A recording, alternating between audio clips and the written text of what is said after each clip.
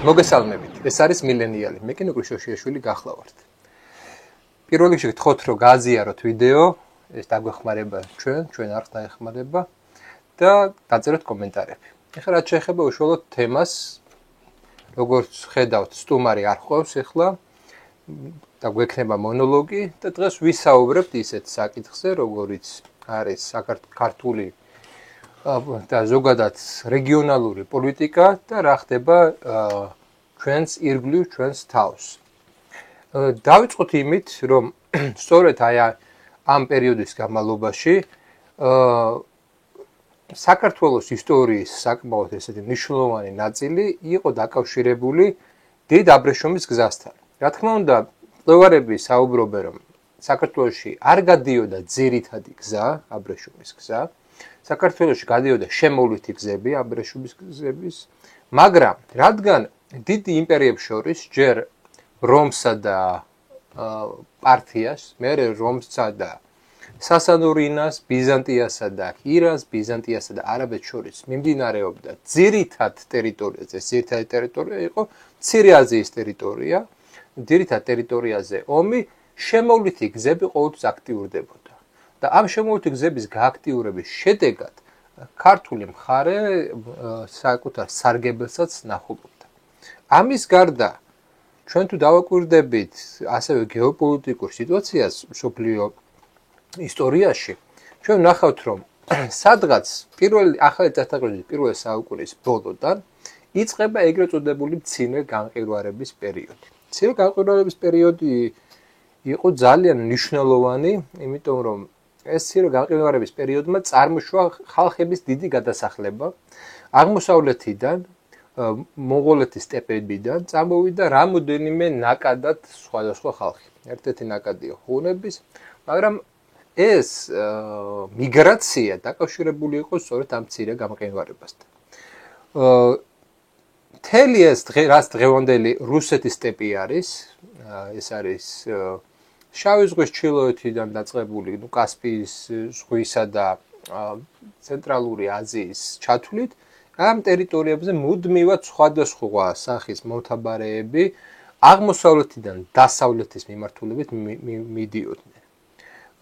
მართალია ერთი პერიოდი მათ თვითონ აღმოსავლეთში შეძლეს მაგალითად ჩინელების დაპყრობა, მაგრამ 591 წელს კვლავ გაერთიანდა ჩინეთის ჩრდილოეთი იმპერია და მომთაბარეებს დიდი წინააღმდეგობა გაუწია. იქ იყო დიდი ჩინეთის კედელი, რომელიც ხელს უშლიდა მომთაბარეებს გადმოსულიყვნენ და მომთაბარეებს იზღად არ ჩენოდოთ, რომ წამოსულიყვნენ უფრო მდიდარ ტერიტორიაზე. როგორც წესი, აი მდიდარი ტერიტორიების პრობლემა ყოველთვის არის კრიზისული მომენტში ჩდება, რატომ? იმიტომ რომ ღარიბი ტერიტორიებიდან მიგრაციის მნიშვნელოვანი ტალღები მოდიოდა, ესე მოხდა მაგალითად ბრინჯაოს ხანაში. ბრინჯაოს ხანაში ყველა მნიშვნელოვანი ცივილიზაციის კერები განადგურდა, იმიტომ რომ მიგრაციის ტალღა და ეს მიგრაციის ტალღა არ იყო მშვიდობიანი, ეს იყო აბსოლუტურად შეიარაღებული მიგრაციის ტალღა, ანადგურებდა ამ ხალხებს. ესე მოხდა აი ამ პერიოდშიც ამ მიგრაციულმა ტალღებმა საბოლოოდ შეიწირა, ხალხთა დიდი გადასახლება საბოლოოდ შეიწირა რომის იმპერია და ჩამოყალიბდა ის ევროპა, რა ევროპას დღეს არის, ანუ გერმანიზებული ევროპა. თუკი აქამდე ეს იყო კელტური სამყარო ძირითადად და რომანიზებული უკვე კელტური სამყარო, სადაც საფრანგეთში გალები, პირინეის ნახევარკუნძულზე იბერები, ბრიტანეთში ბრიტები და სხვა კელტური ტომები ცხოვრობდნენ. ამის შემდეგ ამ ტერიტორიებზე იწყებს დასახლებას ისეთი ხალხები, როგორებიც იყვნენ გერმანული ტომის ხალხები. იქნებოდა ვესტგოთები, ეს იქნებოდა ფრანკები, ფრანგების წინაპრები, ხო? ესენი იქნებოდნენ ანგლოსაქსები ინგლისში და ასე შემდეგ. და აი ამ პროცესის დროს საქართველოს საკმაოდ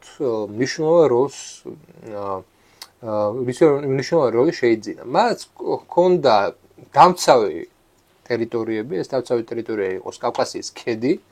მას ჰქონდა და პერმანენტული ომის გამო სასანურინასა და აღმოსავლეთ რომის იმპერიას შორის ეს შემოვლითი გზები აქტიურდებოდა და სწორედ აი ამ პერიოდში დაარსდა ქალაქი თბილისი, სწორედ ამ პერიოდში მოხდა ქართული აღმავლობა, ესეთი ქართული სახელმწიფოებრიობის აღმავლობა და საქართველოს შეიძინა როლი. ანუ იმის თქმა მინდა, რომ გარკვეულ კრიზისების დროს ქართველ მეფეების სწორმა პოლიტიკამ უზრუნველყო საქართველოს ქართლის სამეფოს განვითარება. სწორედ ამ პერიოდში მოხდა ის, რომ საქართველოს მიიღო ავტოკეფალია, ქართულმა ეკლესიამ მიიღო ავტოკეფალია, სწორედ ამ პერიოდში მოხდა ის მნიშვნელოვანი ცვლილებები. აი მეორე პერიოდი უკვე არის და ემთხვევა ჩვენი მეორე ოქროს ხანა და ძირითადი ოქროს ხანა რაც გვაქვს, ანუ დავით აღმაშენებლის პერიოდი, ემთხვევა გლობალურ დათბობას. აი გამყინვარების პერიოდი სრულდება მე-11 საუკუნეში, ეს გეოლოგები მე-13 საუკუნემდე გრძელდება ეს პერიოდი და თუ დააკვირდებით ამ პერიოდში ძლიერდება მიწათმოქმედი საზოგადოებები. და საქართველოს ამ შემთხვევაში ძალიან ესეთი მნიშვნელოვან როლს ინარჩუნებს, იქნება ძლიერი ქართული სახელმწიფო. ჯერ დაიწყო ესე იგი ამ სამეფო სამთავროების გარკვეული გაერთიანების პროცესი ბაგრატ მესამის პერიოდში და შემდეგ ეგ დაგვირგვინდა უკვე საბოლოოდ დავით აღმაშენებლის მეფობით და აი ეს პერიოდი ესე იგი მცირე გამყინვარების დასრულების შემდეგი პერიოდი, როდესაც დათბობა მოხდა, სწორედ მიწათმოქმედი საზოგადოებები აღორძინდა. მაგრამ შემდეგ იწყება კვლავ გამყინვარება, მცირე გამყინვარება მე-13, მე-14, მე-15 საუკუნეებში იყო, მერე მე-15, მე-16 საუკუნეებში იწყება კვლავ გათბობის პერიოდი და მე-17 საუკუნეში კიდე ამ პერიოდს ქვია მცირე გამყინვარების პერიოდი. და მერე უკვე ძირითადად მე-18, მე-19, მე-20 და 21 საუკუნეში რაც ჩვენ ცხოვრობთ უკვე დათბობის პერიოდში, ანუ დღეს საშუალო ტემპერატურა უფრო მაღალია, ვიდრე მაგალითად იყო მე-18 საუკუნეში, ვიდრე იყო მაგალითად მე-14, მე-15 საუკუნეში. მაგრამ ყველა ვარაუდობს და ეს ჩვეულებრივი რამეა, რომ ეს არ არის მუდმივი და ყოველთვის იცვლება გეოგრაფიული არეალები. მოკლედ ამ პერიოდში საქართველოს სახელმწიფო საკუთარი ესე იგი აღმავლობა განიცადა და შემდეგ უკვე მცირე გამყინვარების პერიოდში კვლავ აქტიურდებიან მომთაბარები, ამჯერად უკვე მონღოლები და იწყება დიდი დაპყრობითი ომები, იწყება ასევე დემოგრაფიული ცვლილებები და იწყება ჩვენი რეგიონის მნიშვნელოვანი ცვლილებები. მონღოლების მნიშვნელოვანი, მოდი ესე ვთქვათ, ზარალი მაინც და მაინც მონღოლებისგან ისეთი მნიშვნელოვანი ზარალი საქართველოს უშუალოდ ჩვენ თუ არ ჩავთვლით მონღოლებად, რა თქმა უნდა, თემურლენგს, ისეთი მნიშვნელოვანი ზარალი მაინც და მაინც არ ქონია, როგორც მაგალითად სხვა დამპყრობლებისგან, რო შევადაროთ. მაგრამ თავარი პრობლემა რაც შეიქმნა მონღოლების მმართველობის პერიოდში იყო ის, რომ მონღოლებმა ჩვენ ირგვლივ ის ეკონომიკური სისტემები, ის ეკონომიკური ხაზები გაანადგურეს, რაც აქამდე იყო. და მონღოლთა ამოცანა იყო ძალიან მარტივი, მე შემდეგ უკვე თემურლენგის ამოცანაც იგივე იყო, რომ ამ დიდ აბრეშუმის გზიდან, რომელთაც ყველა სარგებლობდა, დაეპტოებინათ მხოლოდ ერთი მთავარი ცენტრალური მაგისტრალი და სხვა დანარჩენი გაენადგურებინათ. თემურლენგი ეტაპობრივად ანადგურებდა ამ სხვა დანარჩენ გზებს, რომელიც იყო, ამიტომ იყო რომ მაგალითად ბაღდადი, რომელიც ერთ-ერთი ცენტრი იყო, გაანადგურეს მონღოლებმა, ამიტომ იყო რომ სპარსული ქალაქები გაანადგურეს და მინდა შეგახსენოთ რომ დავით აღმაშენებლის პერიოდის ქართული ვაჭრები ძირითადად აღმოსავლეთში ვაჭრობდნენ, ძირითადად ეს იყო როგორც დღევანდელი სპარსეთის ტერიტორია, იმიტომ რომ აღმოჩენილია მონეტები, ეს იყო ძირითადად უფრო მეტად მცირე აზიისა და ესე იგი ახლო აღმოსავლეთის ტერიტორია. რატომ? იმიტომ რომ ეს იყო ჩვენ ვიყავით იმ სავაჭრო ეკონომიკურ ზონის ნაწილი, რომელიც აი ამ დიდ ტერიტორიას ბაღდადი, დამასკო, ესე იგი სირიის ტერიტორია, მცირე აზიის ტერიტორია, აი ეს ერთიანი სივრცე იყო და მაშინ ეკონომიკური სივრცეები ზონებად იყო დაყოფილი და ჩვენი ზონა, ჩვენ შევდიოდით აი ამ ზონაში. თავარ მეფის დროს აშკარად გაიზარდა ეგ ზონა, სავაჭრო ზონა და შემთხვევითი არ არის რომ სწორედ ვაჭრება ჩამოიყვანეს გიორგი რუსი, იმიტომ რომ ამ პერიოდში უკვე ქართული სავაჭრო ზონა არა მარტო ახლო აღმოსავლეთში, არამედ დღევანდელი რუსეთის ტერიტორიაზე და ყირიმის ტერიტორიაზე ხდება და მათი გავლენები და მათი ესეთი მნიშვნელოვანი როლი ხდება და საქართველო იყო რამოდენიმე სავაჭრო ცენტრის ნაწილი.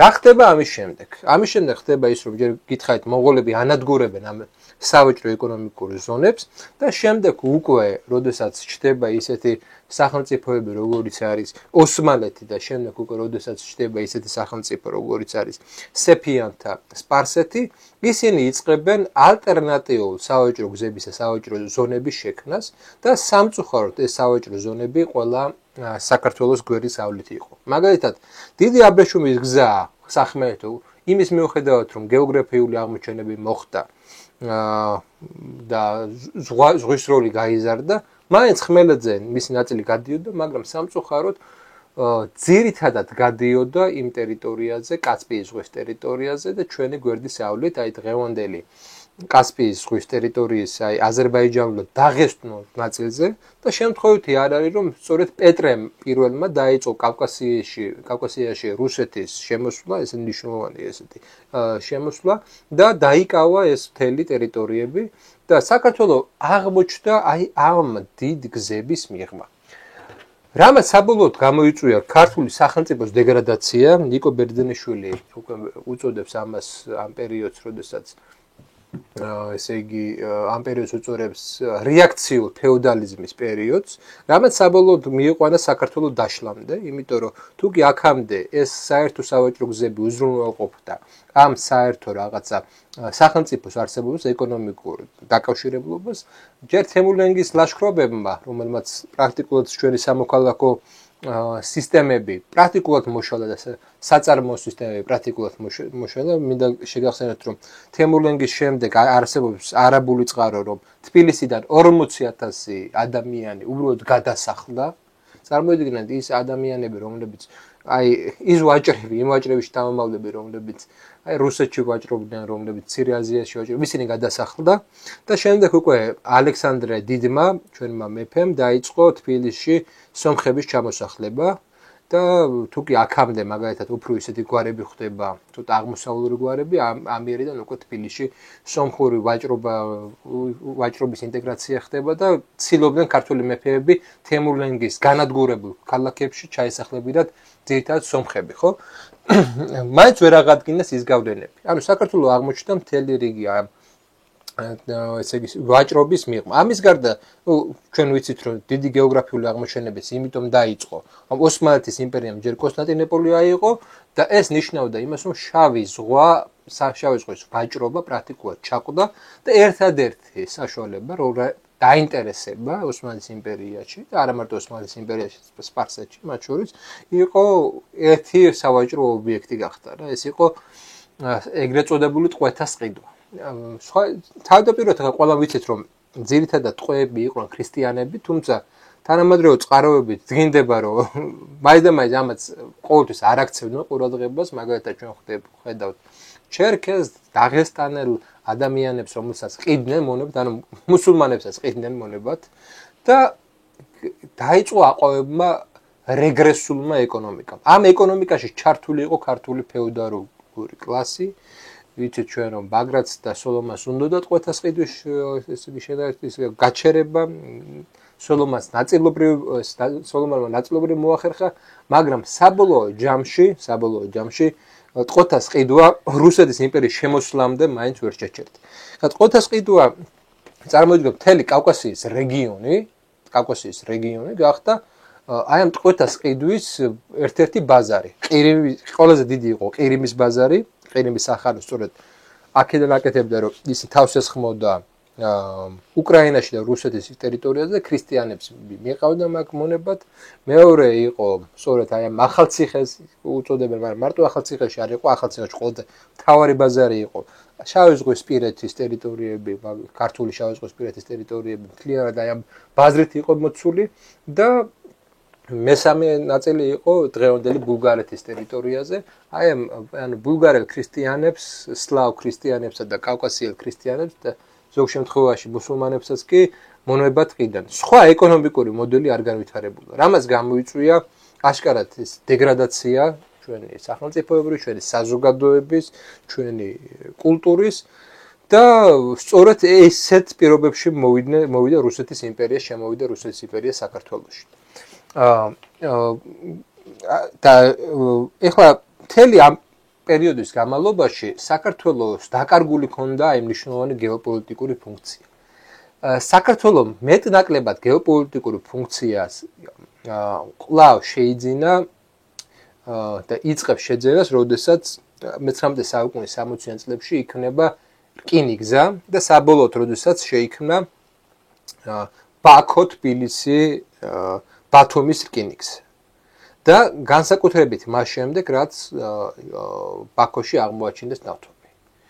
აი ამის შემდეგ უკვე განსაკუთრებით მე-20 საუკუნის პირველ ნახევარში საქართველოს უკვე ჰქონდა მნიშვნელოვანი გეოპოლიტიკური როლი, იმიტომ რომ ბაქოს ნავთობი მაშინ ძირითადად ნავთობის 80% ბაქოში იყო, ჯერ არ იყო აღმოჩენილი არაბეთის ეს ნავთობი, არაბეთის ნავთობს მერე აღმოაჩენენ და სწორედ ამიტომ ბაქოს ნავთობი იყო ერთ-ერთი მნიშვნელოვანი. არსებობდა რუმინეთის ნავთობი, რომელიც მეორე მსოფლიო ომის დროს ამოიწურა და სწორედ ამიტომ გერმანიის ჯარებმა ვერ შეძლეს წინსვლა და ბაქოს ნავთობმა მნიშვნელოვანი როლი შეასრულა იმაში, რომ საქართველოსი გლობალური დაინტერესება ყოფილიყო. განსაკუთრებით 1871 წელს, როდესაც ბათუმი რუსებმა აიღეს, დაუბრუნდა დედასამშობლოს ბათუმი და როდესაც შეიქმნა ეს რკინიგზა, ბათუმი ხდება ერთ-ერთი მნიშვნელოვანი ცენტრი და აქედან იწყება მნიშვნელოვანი ესე იგი დაინტერესება მათ შორის დიდი ბრიტანეთის. შემთხვევითი არ არის, რომ ამ ტერიტორიაზე საკმაოდ ისე აქტიურად მუშაობდნენ გერმანელები და შემთხვევითი არ არის, სწორედ გერმანელების თავისთავად მოხდა საქართველოს დამოუკიდებლობის აღიარება 1918 წელს, მაგრამ გერმანელების გასვლისთანავე, როდესაც ისინი დამარცხდნენ, რეგიონში შემოდიან ბრიტანელები. ბრიტანელების თავარი ამოცანა იყო ბაქოს ნავთობის კონტროლი, ამ რკინიგზის კონტროლი და ისინი თუ გაცვლიდნენ ამ ტერიტორიას, ისინი გაცვლიდნენ მათთვის მნიშვნელოვან ტერიტორიაში, რაც პრინციპში მოხდა კიდევაც, მაგრამ ამ შემთხვევაში საქართველოს მიიჩნეოდა ერთ-ერთ მნიშვნელოვან, ესე ვთქვათ, რგოლად აი ამ ვაჭრობის. თუმცა უნდა ითქვას, რომ საბჭოთა კავშირის პერიოდში შეიქმნა ალტერნატიული რკინიგზა შეიქმნა, რომელიც ესე იგი პირდაპირ რუსეთსა და აზერბაიჯანს ერთმანეთთან აკავშირებდა და მეორე რუსებმა მოახერხეს, რომ ბაქოს ნავთობის ალტერნატიული გზები შეექმნათ. ამიტომ, როდესაც საქართველოს 1991 წელს გამოაცხადა დამოუკიდებლობა, მისი ფუნქცია და მნიშვნელობა გეოპოლიტიკურად არ იყო ჯერ განსაზღვრული. და მას უნდა შეეძინა თავისი გეოპოლიტიკური როლი. ეს გეოპოლიტიკური როლი მას შეიძლება ჰქონოდა მხოლოდ იმ შემთხვევაში, თუ კი მის ტერიტორიაზე მნიშვნელოვანი გეოსტრატეგიული და გეოეკონომიკური პროექტები გავიდოდა. თავდაპირველად საქართველოს რა თქმა უნდა თვითონ გეოგრაფიულადაც ასე სამხედრო სტრატეგიულად რო აიღო საქართველოს კონტროლი მნიშვნელოვანია, იმიტომ რომ საქართველოს კონტროლით შენაკონტროლებ კავკასიასაც და კავკასიის როგორც სომხეთს, ისე თურქეთის კავკასიურ ნაწილს, ისე აზერბაიჯანს და შემდეგ უკვე პრაქტიკულად ირანის ტერიტორია არის აბსოლუტურად ამ შემთხვევაში გეოგრაფიულად ესე იგი დაუცველი, ესე ვთქვათ, სამხედრო სტრატეგიულად, იმიტომ რომ არ არის ესეთი მნიშვნელოვანი რაღაცა ტერიტორია, როგორც მაგალითად თავის დროს დარიალის ხეობა იყო, რომელიც ჩაკეტავდა ამ ტერიტორიას, ხო? ამიტომ აი ეს მნიშვნელოვანი იყო სტრატეგიულად, სამხედრო სტრატეგიულად იყო მნიშვნელოვანი საქართველოს ყოველთვის, მაგრამ არასდროს არ ყოფილა ყოველ შემთხვევაში აი მე-20 საუკუნის დასაწყისში, ბაქო-ჯეიჰანამდე არ ყოფილა ეკონომიკურად მნიშვნელოვანი. და ამიტომ თუ კი საქართველოში ეკონომიკური ცხოვრება მაინც არ განვითარდებოდა და ეს იქნებოდა რაღაცა სტრატეგიული ობიექტი, ამაზე დიდი სახელმწიფოების თანახმანი იყვნენ შემთხვევითი არ არის რომ ჩვენ მოგვიწყეს სამოქალაქო ომი და ეხლა იმის მიუხედავად რომ შიდა რაღაც უკმაყოფილება იყო, ხო? ეგ უკმაყოფილება ყველგან არის და შეიძლება გამსახურდიას ხელისუფლება და გამსახურდიას პიროვნება ყველას არ მოწონდა, მაგრამ მეორე მხრივ თვითონ სამოქალაქო ომის ორგანიზება, შეიარაღება და ასე შემდეგ იყო მთლიანად აბსოლუტურად დაგეგმული სხვაგან და ის განხორციელდა, იმიტომ რომ ქართული სახელმწიფო ჩავარდნილი იყო ქაოსში. შემდეგ უკვე ორი კონფლიქტი ჩვენ რეგიონში, ცხინვალის რეგიონსა და აფხაზეთში გულისხმობ, უზრუნველყო ის, რომ საქართველოს არ ქონოდა ის გეოპოლიტიკური სამხედრო, ესე ვთქვათ, სიმძიმე, საუბრობ იმას, რომ ჩამკეტი ტერიტორიები, როგორიცაა ფსოუსწყალი და როგორიც არის მაგალითად როკის გვირაბი და ამით შენ ჩაკეტავ გარკვეულწილად, შეძლებ ჩაკეტვას რაღაცა საზღვრების ჩაკეტვა შენ შეგიძლია. არ ყოფილიყო ქართველების ხელში და ეს ყოფილიყო რაღაცა უკვე აი გეოსტრატეგიულად ჩვენ ხა ძალიან ცუდ მდგომარეობაში ვართ, იმიტომ რომ ჩამკეტი წერტილები ჩვენ არ გვეკუთვნის. უბრალოდ ვერ ვაკონტროლებთ ამ ჩამკეტ წერტილებს. და აქ ნახევარსაათში შეიძლება აბსოლუტურად გადაჭრა ჩვენი საკომუნიკაციო სისტემების, საქართველოს ორად გაყოფა პრაქტიკულად და ორად გაყოფილი საქართველოს კომუნიკაციების გარეშე და ლოჯისტიკის გარეშე საკმაოდ ისე გაუჭირდება ბუნებრივია მოწინააღმდეგესთან დაპირისპირება. და ეს უზრუნველყოფდა იმას, რომ საქართველოს არ ყოფილიყო წელში გამართული. მაგრამ მეორე მხრივ ეს რომ ესე არ ყოფილიყო და მარტო სამხედრო ლოგიკა არ ყოფილიყო ჩართული, დაიწყება ნიშნულოვანი პოლიტიკა და ეს ნიშნულოვანი პოლიტიკა დაკავშირებული იყო ეგრეთ წოდებულ ალტერნატიულ გეოეკონომიკური გზების შექმნასთან. ეს ამერიკის გეგმა იყო, რომ ამერიკა ხედავდა 90-იან წლებში, რომ ევროპა სულ უფრო და უფრო დამოკიდებული ხდებოდა რუსეთის ნავთობზე, რუსეთის გაზზე, ენერგომატარებლებზე უფრო და უფრო ხდებოდა და მას შეეძლო ეს მონოპოლისტი ყოფილიყო და შეერთებული შტატების ამოცანა იყო, რომ შექმნილიყო ალტერნატიული გზები და ეს ალტერნატიული გზები ნიშნავდა იმას, რომ რუსეთის გვერდის ავლით მომხდარი იყო ამ გზების შექმნა. პირველი ეს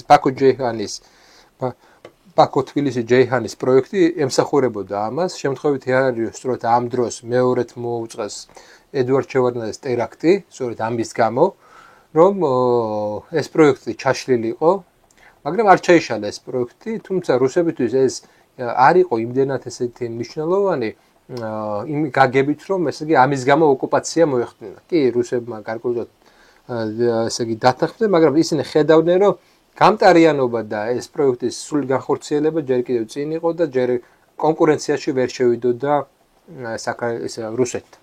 ამიტომ მათ უფრო ეშინოდათ სამხედრო ამ შემთხვევაში სამხედრო კონტინგენტის, რომელიც მის სამხრეთ საზღვრებზე გაჩნდებოდა, გულისხმობ ნატოს ბაზებს და სწორედ ამიტომ ისინი გარკვეულწილად ხელი შემშლელი ძალა გახდა 2008 წელს, რომ საქართველოს აიღო, დაებრუნებინა ეს ტერიტორიები, ამიტომაც რუსეთი პირდაპირ ჩაერთო ამ კონფლიქტში და მოახდინა ოკუპაცია, ხო, ამ ტერიტორიების. მაგრამ ეხლა როგორ იცვლება ამის შემდეგ ჩვენი გეოპოლიტიკური სურათი? როგორ იცვლება და რა შეიძლება დავინახოთ ეს?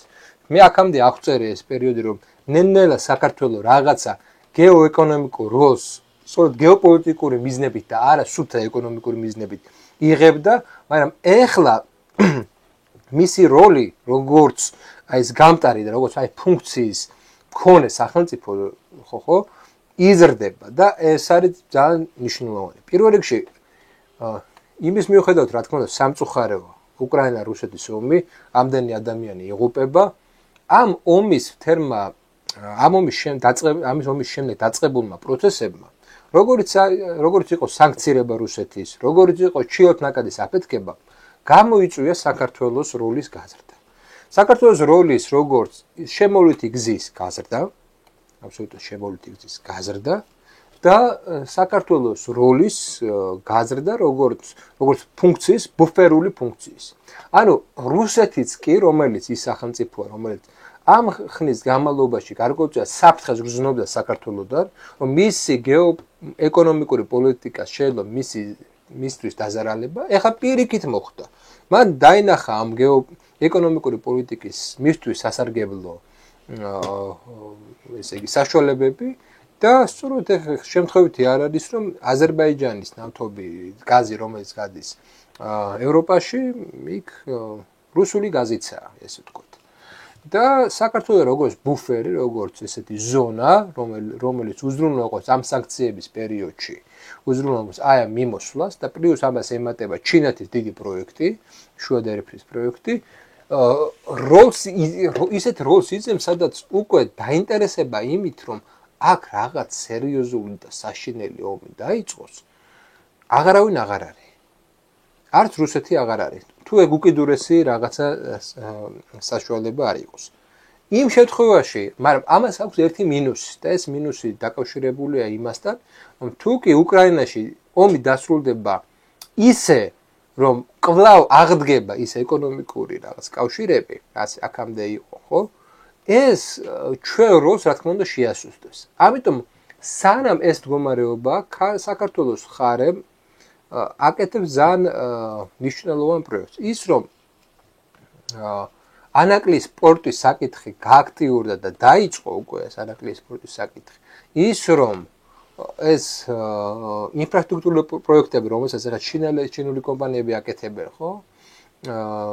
და დაწყებულია უკვე ამაზე საუბარი, გააქტიურებულია.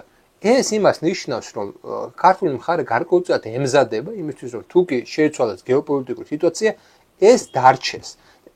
ამის დარჩენის შემთხვევაში მინიმუმ შეიძლება რუსები იმდენად არა, მაგრამ ჩინელების ინტერესები დარჩება და ჩინელების ინტერესების დარჩენა რას ნიშნავს? ეს ნიშნავს იმას, რომ აქ რაღაცა უსაფრთხოების რაღაც გეგმა არა, უსაფრთხოების გარანტიები დარჩება ყოველ შემთხვევაში. მეორე მნიშვნელოვანი საკითხი არის ის, რომ ამ ეტაპისთვის, აი რატომ არის საქართველოსა და შეერთებულ შტატებს შორის ეხლა გარკვეულწილად გაუგებრობა, ხო? ეხლა გაუგებრობა არის სწორედ იმიტომ, რომ შეერთებულ შტატების ეხლა მთავარი ლოგიკა მდგომარეობს იმაში, რომ მან პრინციპულად არ დაუშვას ჩინელების ხელში ის ალტერნატიული სახმელეთო გზების შექმნა, რომელთაც ჩინეთი იქნება ესეთი მონოპოლიზირებული და ამიტომ ყველა ეს პროექტი ან ჩაშორს ალტერნატიული გზა შექმნას. მაგალითად, ახლა ალტერნატიული გზაზე არის საუბარი ინდოეთიდან შემდეგ უკვე სპარსეთის ყურეში საუდის არაბეთში შედის, ეს გზა საუდის არაბეთიდან, აი მაგიტომაა დღეს სირია ესეთი მნიშვნელოვანი რომ უნდა გავიდეს. მეორე გზა ეხლა იყო ეგ საუბარი და ჩემი აზრით ღაზას კონფლიქტი სწორედ ამიტომ დაიწყო, რომ მეორე სუეთის არხი შეიქმნას ოღონდ უკვე ისრაელის ტერიტორიაზე, რაც ესე იგი წითელი ზღვის გამტარიანობას გაზრდის ორჯერ და ამერიკა რაც ცდილობს, ანუ შექმნას ალტერნატიული გზები, რომლითაც ჩინეთის ეს ინფრასტრუქტურული პროექტების დაემუქრება საფრთხე და ჩინურ პროექტების ფასს დააგდებს და აკონტროლებს. ჩინეთის აი ამ შუა დერეფნის პროექტს აქვს ერთი მნიშვნელოვანი ნაკლი და ეს ყველას კარგად ესმის. ამიტომაა დღეს ესე გააქტიურებული ეს კონფლიქტები, რომ ამ გზაზე, სადაც ჩინეთი აპირებს შუა დერეფნის პროექტის შექმნას, ერთმანეთთან ისტორიულად ტრულად ყოფი ხალხები, რელიგიური მიმდინარეობები, შიიტები, სუნიტები, ეთნიკური ჯგუფები ცხოვრობენ და ეს კონფლიქტი ანუ მარტივად აფეთქებადი კონფლიქტებია, ამის თქმა მინდა. ამიტომ აი ამ პროცესში ჩინეთი დებს აქცენტს და ესე ვთქვათ, დებს ძირითადად საკუთარ პოლიტიკას აგებს იმაზე, რომ შვიდობა დაამყაროს, ხო? შემთხვევითი არ არის, რომ სწორედ ჩინეთის თავისუფლებით მოხდა ირანისა და საუდის არაბეთის შორის შეხვედრა, შემთხვევითი არ არის, ჩინეთი ცდილობს, რომ კონფლიქტები არ იყოს. რატომ უნდა ხე ჩინეთისთვის სულეთი რატომ არა? იმიტომ რომ თუ კი ეს გზა გავა, აი არსებობს ეს გზა უკვე ჩინეთსა და პაკისტანს შორის და ამ გზაზე ყოველთვის თავდასხმები ხდება ხოლმე ავღანეთის რადიკალური ისლამის მხრიდან სული ძარცვება ჩინური ტვირთები რაც არასტაბილურს ხდის აი ამ მდგომარეობას და ამიტომ არის ის რომ ჩინეთის თავარი პოლიტიკა მდგომარეობს იმაში აი სახმელეთო ტერიტორიები სადაც ეს გზა გავა გარკვეული მშვიდობა ააშენოს მშვიდობის აშენებას კიდე ჭირდება გარკვეული ეკონომიკური დაინტერესება ხო არ არსებობს რაღაცა ისეთი ცარიელ ადგილზე სადაც ისტორიული ომები მიმდინარეობს ისტორიული დაპირისპირებები მიმდინარეობს უცბად რაღაცა შეიცვალოს იმიტომ რომ გზა გაჩნდა არა რა თქმა უნდა აქ უნდა გაჩნდეს მთელი რიგი რაღაცა ინფრასტრუქტურა მშვიდობის ინფრასტრუქტურა უწოდოთ ხო ჩინელებისთვის ეს ამას აქვს მნიშვნელობა რომ მშვიდობის ინფრასტრუქტურამ უზრუნველყოს სტაბილური გზის შექმნა ხო რატომ იყო ზოგადად თავის დროზე აი ცუდ ანალოგიას მოიყვანა მაგრამ მონღოლებმა რა გააკეთეს აი მარკო პოლოს და სხვაების წერდნენ ხო ნუ რა იყო ჩინგისხანის მიზანი ჩინგისხანის მიზანი იყო ის რომ გოგონას რომელსაც დოქი თავზე ექნებოდა წყლით სავსე შეეძლო აი ამ მთელი გზის აბრეშუმის გზის ისე გასვლა რომ ერთი წვეთი არ დაქცეულიყო რას ნიშნავდა რომ ისეთი გზა ყოფილიყო რომ ესე იგი ისეთი გზა ყოფილიყო რომ წვეთი არ დაიქცეოდა და მეორე უსაფრთხო ყოფილიყო და ამას მონღოლები უზრუნველყოფდნენ სხვადასხვა ჟამთანხმწერლის აღწერდა რომ მონღოლების დროს ყველაზე კარად გაემართა საგზაო სისტემა და მონღოლები ამას უზრუნველყოფდნენ აბრეშუმის გზას თუმცა აი თემურ ლენგმა უკვე დაიწყო სხვა გზების ალტერნატიული გზების განადგურება აი დღესაც ჩინეთის ამოცანა ზუსტად იგივეა რომ აი მანქანა რომელიც დატვირთული იქნება ჩინური პროდუქციით ევროპაში მიაღწიოს ისე არ გაიქურდება არ ექნება პრობლემა და ზამშვიდობიანად მივა და რაც თავარია გზა იქნება გამართული და ასე შემდეგ ამაში დაინტერესებულია ასევე ევროპაც ევროპა არის დაინტერესებული იმის მიუხედავად რომ შეიძლება კონკრეტული ტექნოკრატი ევრობიუროკრატი როგორც უწოდებენ ხო შეიძლება სხვა განცხადებები აქვს გეოპოლიტიკურად ისინი დაინტერესებული არიან ამ გზით იმიტომ რომ ჩათვალეთ რომ ის დაბალი ფასები რა დაბალი ფასებსაც არის შეჩვეული ევროპა წარმოვიდგინეთ მაღალი სოციალური პოლიტიკა გაქვთ ესე მაღალი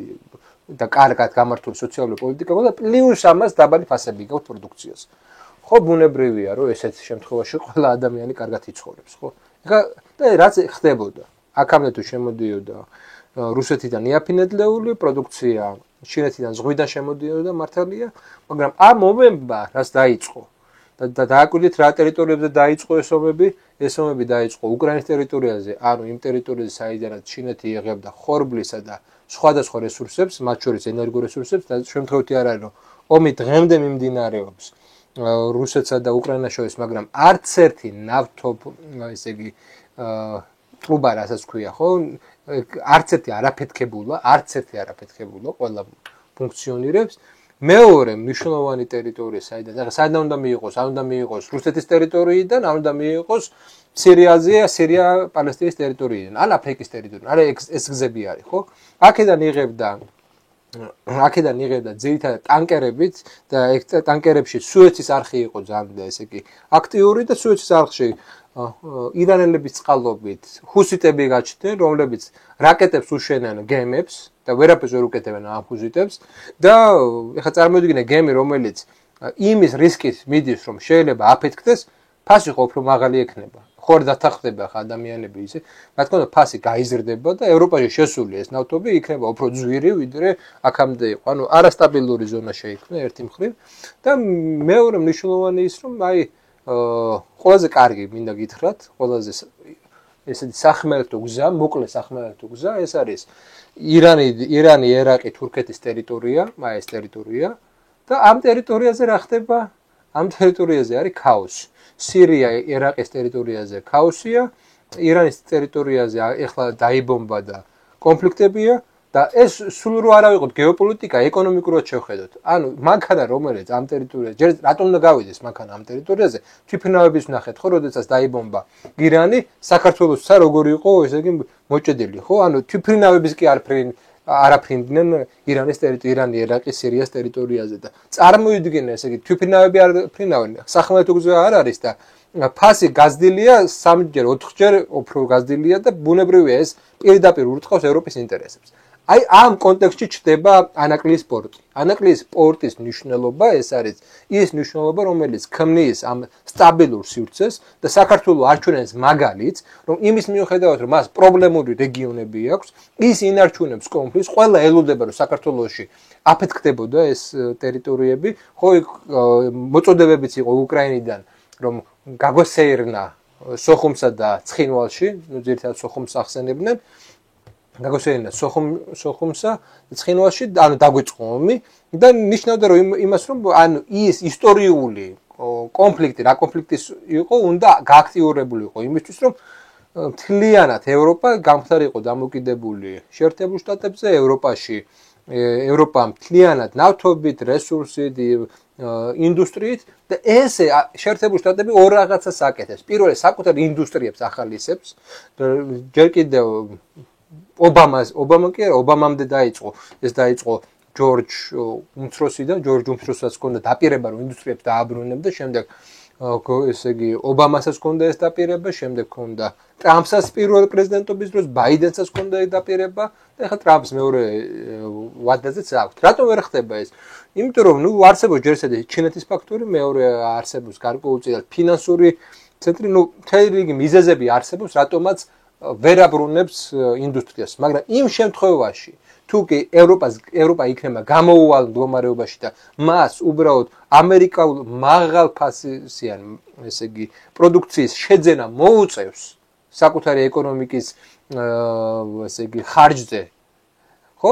მაშინ რა თქმა უნდა ეს ინდუსტრია თავისუფლად იმუშავებს და თუ კი აზრი არ ექნება ეხლა, თუ კი ისე შეუშლის შენ ჩინურ პროდუქციას ხელს რომ შემოვიდეს ევროპაში, რომ მისი ეს პროდუქციის ფასი გაზრდილი იყოს, რა ხარ ამ მნიშვნელობა აქვს შენ ამერიკულ ძვირ პროდუქციას იყიდე და ჩინურ ძვირ პროდუქციას იყიდე. ჩინოს იმიტომ ყიდულობ რომ იაფია, ხო? და ამიტომ ხელოვნურად ხდება აი ამ კონფლიქტების შექმნა, რომ ეს იაფი პროდუქცია იქცეს ძვირ პროდუქციას და ამერიკაზე იყოს დამოკიდებული. ამის გარდა კიდე მეორე მიზეზი არის, ეს მეორე მიზეზი დაკავშირებულია ბაზართან.